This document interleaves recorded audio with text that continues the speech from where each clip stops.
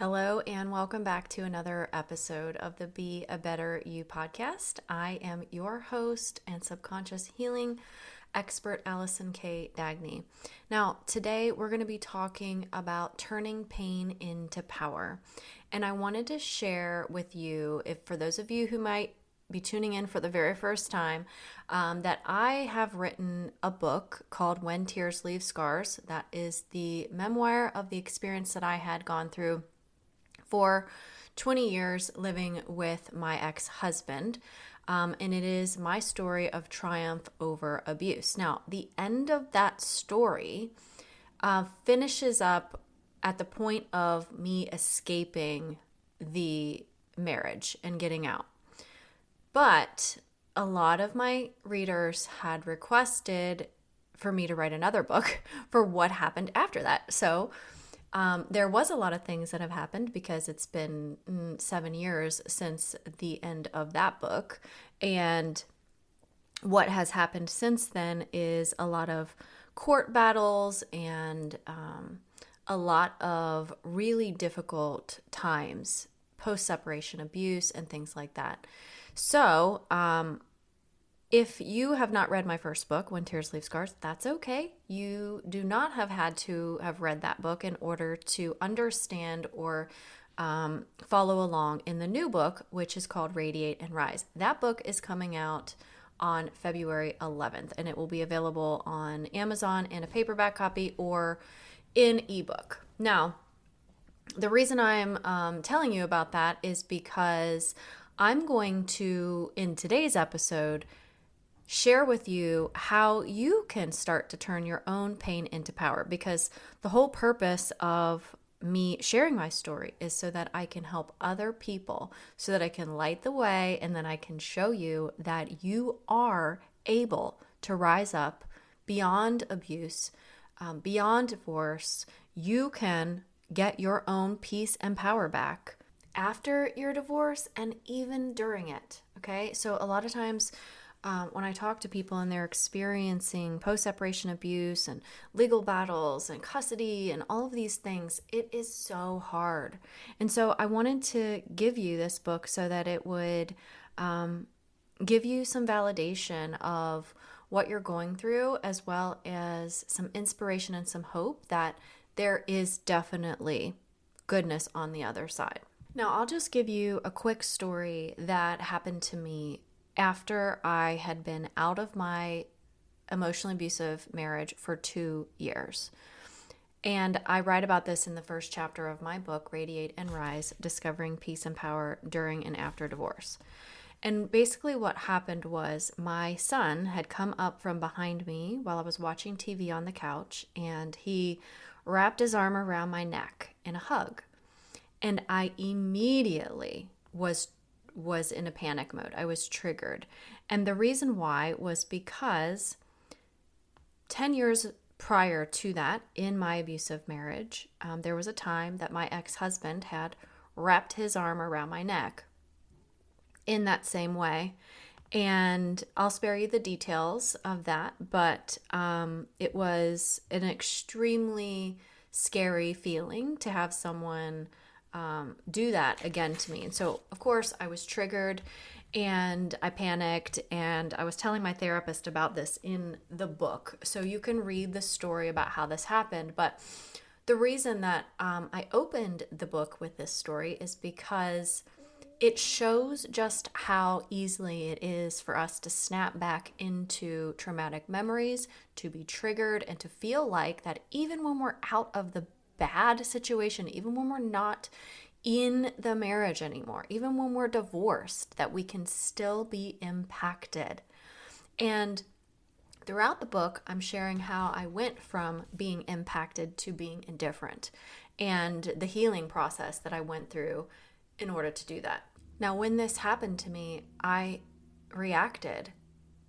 I was panicking. I was very upset. And my son, he knew, like visibly, he saw, but he didn't understand. And it was so weird to feel like that I had been just transported back in time to a situation that I didn't want to remember. So maybe you have experienced something like this, or you have felt this way. And I share this because I know that a lot of you probably do have these kinds of triggers, or have these kinds of like invisible attachments to what happened to you from the past. And that's exactly why I wrote Radiate and Rise, to show you that you're not stuck, and that you're not broken, and that you are powerful. And so in just 1 week, on February 11th, this book is going to be available for you to hold in your hands, or like on your Kindle if you decide to read an ebook. But before we get there, let's talk about why rising is possible for you, no matter how impossible it might feel right now. Now, whether you're in the middle of a heated divorce, or if you are out of the relationship, or maybe you haven't even been divorced, but you're still sharing children with an abusive person, and you're experiencing a lot of negativity and maybe dragged back to court, different things like that. Most survivors are going to be feeling things like hopelessness and self-doubt, maybe feeling unseen, and the feeling that you're broken, or that you'll never heal. And so I'd like to ask you, have you ever felt like that you were stuck in these shadows, or stuck with some sort of attachment, or you're constantly still getting triggered, unable to move forward, and like no matter how much time passes, that weight of what happened to you is still lingering. It's like a heavy cloak that you can't shake. Now, I want to share something with you really briefly. For those of you who have not written a book before, there is a process that we go through to help make sure that the book is set up for success. And that process includes getting advanced readers. So those readers are given a copy of the book before it's ever published. And I reached out to a lot of people on social media, and people who I knew, if they would like to be advanced readers, to give me feedback. And one of the readers who read my book is somebody who I am connected with on social media. And she said about this book, absolutely fantastic. After going through a similar marriage and divorce, it is sad but nice to know none of us are alone. You are an inspiration, and truly appreciate you sharing your story so other women can know they are not alone, and healing is all within their own power and choice. Your podcast and books helped me so much during my divorce and the healing after. Keep being the light in the darkness for those that haven't found their light yet. This review came from April, and I just wanted to tell April thank you so much for this review, because I think it really does reflect the book in its whole entirety. And the whole purpose of today's podcast is to share with you some things that really encompass how you can turn your pain into power, because ultimately we don't want to be in pain forever. We want to feel empowered. We want to feel at peace again. Now, in my book, I share a pivotal moment on my journey when I realized that healing was possible. And you can read about this specifically in one of my chapters called The Cleaning Lady. And I was cleaning houses after my divorce so that I could try to make ends meet, because the child support was being held up. I was doing my best to make sure that I had enough money to help myself and my children. And in this particular chapter, I talk about how I'd been listening to a podcast, similar to Lee, how you're listening to a podcast. And this podcast was so amazing. It was making me think in ways I had never been thinking. It had given me different perspectives. And I listened to probably 100 episodes all the way through of this woman's podcast twice. And I realized at that point that, wait a second, maybe I can heal from this. Maybe this is the key to what I need to do to start to take my power back. And so I had to really start to become self-aware and really start to inspect the way that my brain was wired and the way that I was thinking. So I couldn't just keep letting the same old stories repeat in my brain like they had been, because, I had to do something different. There had to be a change, because otherwise my reality wasn't going to change if the story never changed. So I want to read to you a part of my book in this chapter that will help you understand when this sort of shifted for me. I had searched for divorce podcast as an alternative way to help me heal, and had found one that would become a roadmap for my journey. Your light is your legacy. While I mindlessly scrubbed and swept, Diana Johnson's warm and soothing voice kept my attention. As I ran a rag over the mirror above the sink, I caught my exasperated reflection and stared right back. Diana's voice was speaking directly to me. Who has control over your mind? Who's running your emotions? Your first instinct may to say, well, I do, of course. I control my own mind and my own thoughts, and I am the one with the power over my emotions.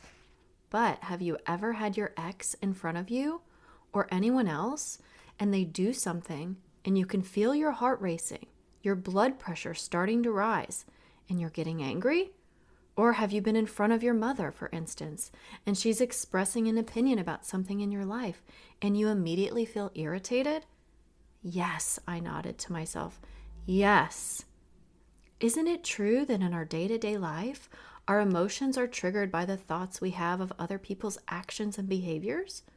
If this feels at all true to you, I'd love for you to consider this.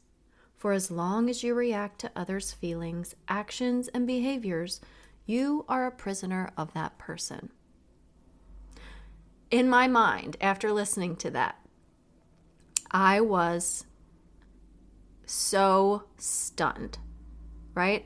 And I thought to myself, all right, I'm listening, okay? I didn't want to be a prisoner now, nor did I ever want to be a prisoner again. I listened and listened and listened as I whisked dirt away like Cinderella, making someone else's house clean and pristine. So that little excerpt from my book is the pivotal point when I realized that, wait a second, they have control over me still. They are still controlling my life. My ex, his mom, his dad, his siblings, the people in our community, because I was letting them get to me. And I was like, holy no, like absolutely not. I'm not letting this happen anymore. This was a huge turning point for me, and it can be for you too. And that's why this book, Radiate and Rise, isn't just my story.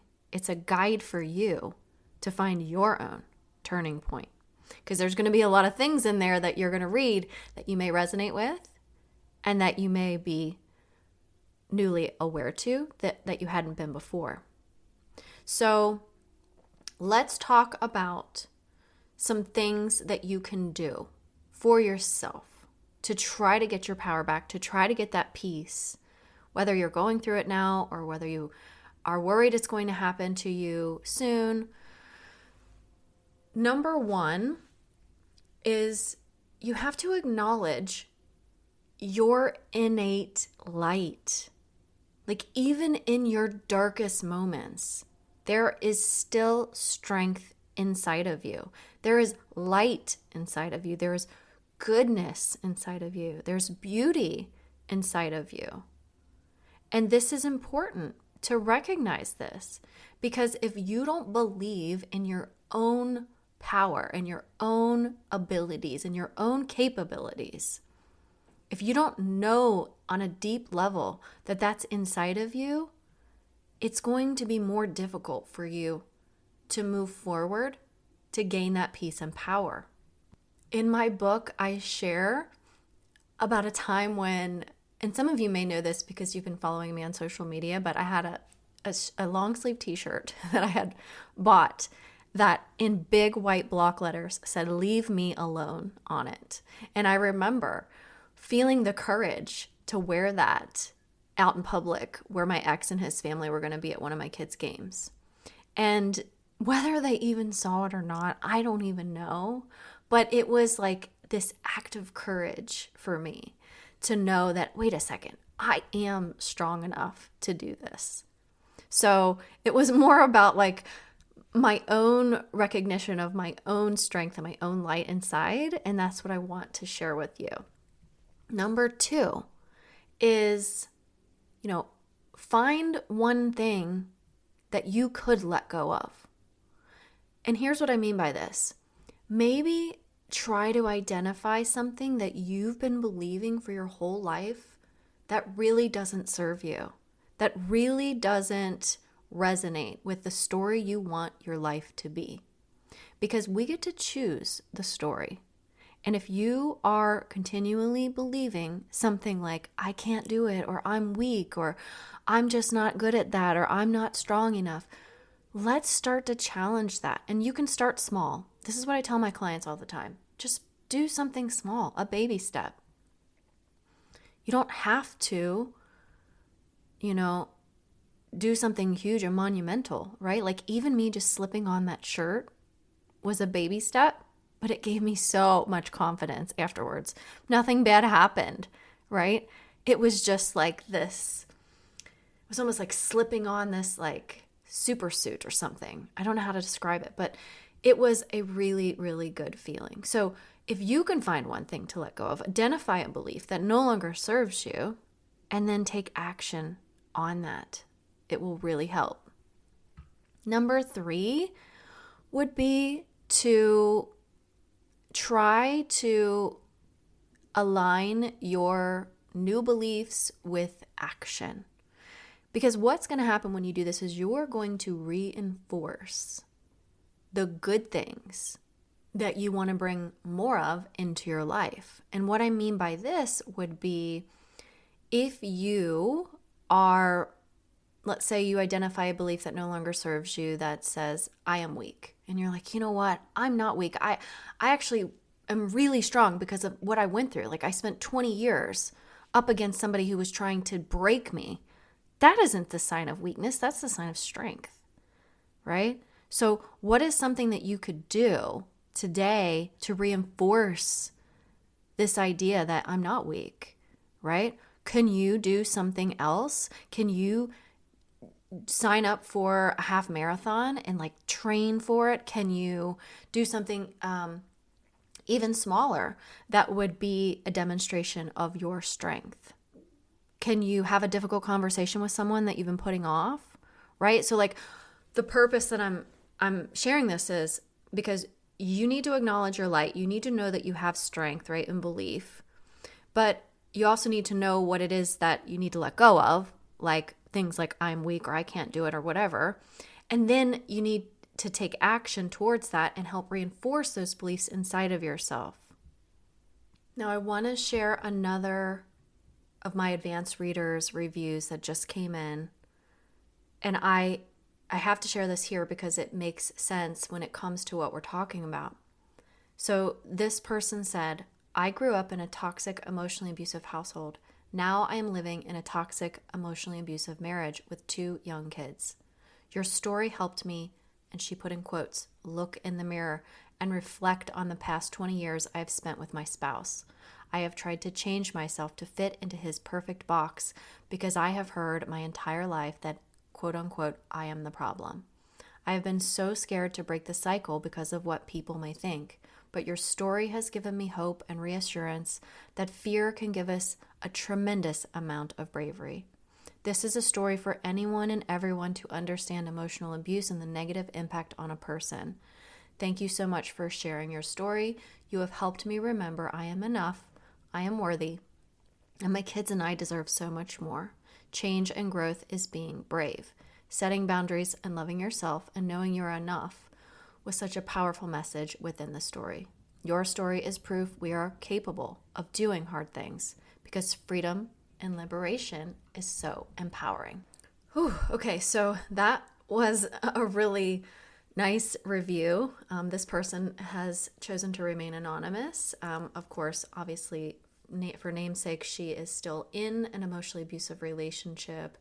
But I definitely appreciate those words so much because people like you listening and people like that reader are the people who I wanted to inspire and bring hope to find your peace and power during and after divorce. Now, there is something I want to mention here, that there is a profound truth about rising up in the face of fear, okay? What if I rise? What if I stand up, and what if I fall again? This is something a lot of people worry about, and I am no different. What if I do these things, and what if I, try to make these changes and stand up to my abusers and this and that and the other, right? There is a fear of healing that a lot of people have, because what if I do it, but then I just end up right back where I was? What if I fail? What if I fall, right? But here's the thing I want you to know, that rising up, that radiating your light, and being somebody who steps into their power isn't about perfection. It's about progress. It's about momentum. It's about movement. Here's a reality that a lot of people don't consider, that rising up doesn't mean that the pain disappears overnight. But every time you choose to radiate even a little bit of your light, you reclaim your power. And that's what makes you unstoppable. Because you'll read through my book where I go through these ups and downs, where I feel really good, and then I'm like back to feeling horrible again, like back to being triggered by my ex. It doesn't matter. The choice to rise up, the choice to be a better you, the choice that you're making to even listen to this podcast right now is you reclaiming your power. It's you taking action. And this is such a brave thing to do. So, there may be fears that come up, and I get that. But that doesn't mean you shouldn't do it. There's a lot of things that are scary in this life. But if we don't push through that fear, we're going to be staying where we're at right now. I really want to invite you to be part of this Radiate and Rise movement, for us to stop sitting back and letting other people control our lives, to taking control of our emotions, to being emotional masters of ourselves, to be the best versions of ourselves that we can. And this book is more than just pages filled with words. It's a movement of women choosing to rise above their pain and their past to reclaim the life that they deserve. So, I could use your help. On February 11th, when Radiate and Rise officially launches, I would love as many women as possible to get their hands on this book.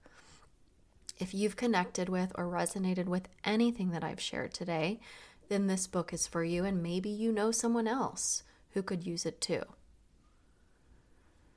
Imagine this.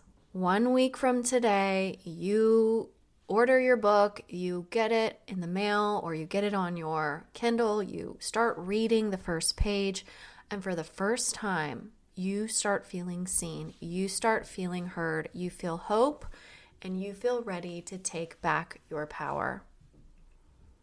You don't have to wait to start your journey, you just have to say yes.